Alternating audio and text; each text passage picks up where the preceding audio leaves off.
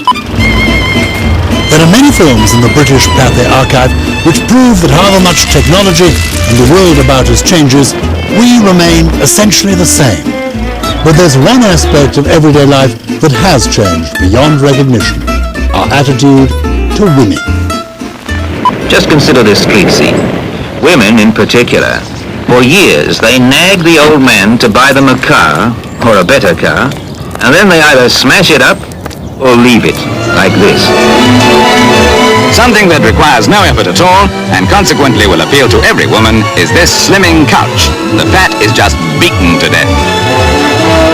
What's remarkable about the portrayal of women in these films is that it seems consistently sexist to a modern eye. The fairer sex here is definitely a second-class citizen. Ooh, swish! The people who were working in the news, it was a man's world. So the people who made the news were men, the people who shot the news were men, the people who cut the news were men, and the people who voiced the news were men. And fascinatingly, the people who watched this were women. Why was the audience primarily women? It's the brief encounter syndrome. You know, once a week, women would come into town, do their shopping, and part of that was to take in the afternoon matinee.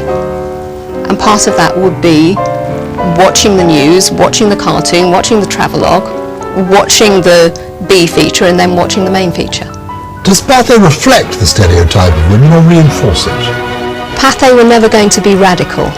They're going to be portraying something which is completely and utterly neutral. So if we find some of those remarks today patronising, they were acceptable at the time.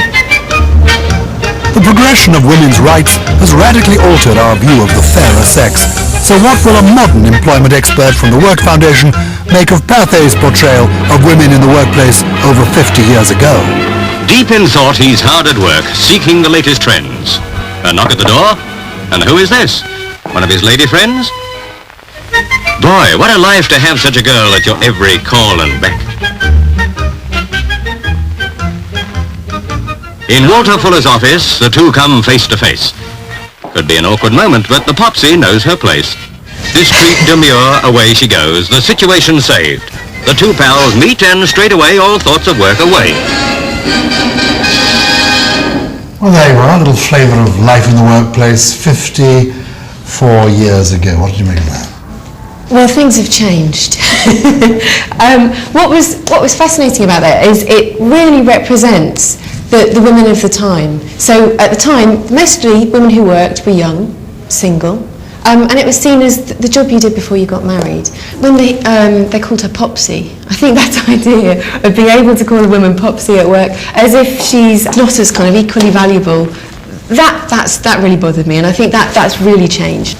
The touching is quite different as well. That certainly wouldn't be acceptable now. The world has changed, hasn't it? But how? I mean, it began in the Second World War, where women were needed to work because the men were fighting, and about 40% of the workforce were women. We'd like to know what some of these girls were doing before they tackled this job. I may be wrong, but something tells me that one little lady must have been a hairdresser. When it came to the men came back from the war, then women were asked to go back into the home. And by and large, they didn't necessarily want to do that. And by the 60s, you saw a real shift. So employers needed more people to work, and women wanted to be in the workplace. But British Pathé's reports reflect a very slow rate of change in the acceptance of working women. Meet the world's first stewardettes, girls who've been recruited to work principally in the dining salon. And if you're wondering why a girl bothers with all this, don't forget there's still a crew of nearly 400. So that's how we saw our women 50 years ago.